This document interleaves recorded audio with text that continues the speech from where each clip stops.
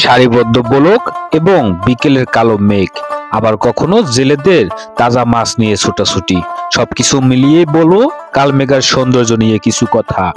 বিষখালী নদী, একদিকে জেলেদের অভয়ারণ্য, অন্যদিকে বিষখালী নদীর ঢেউ, পাশেই সারিবদ্ধ ব্লক, দূর দূরান্ত থেকে ছুটে আসে একটু প্রশান্তির জন্য।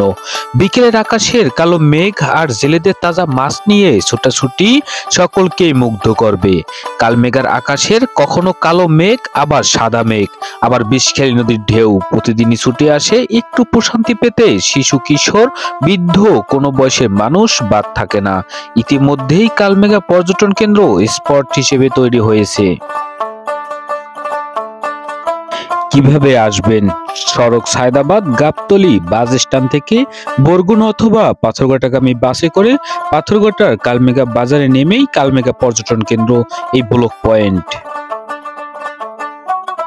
এখানকার আরো একটি বিশেষত্ব রয়েছে, যদি ভাগ্য ভালো থাকে তাহলে বড়শিতে করে বাজিয়ে নিতে পারেন বড় বড় মাছ।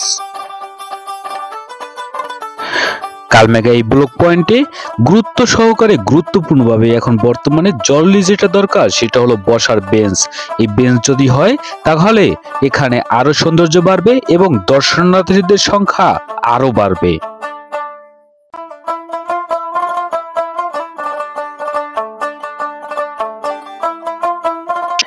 এতক্ষণ দেখছিলেন কালমেঘার সৌন্দর্য এই ব্লক পয়েন্ট।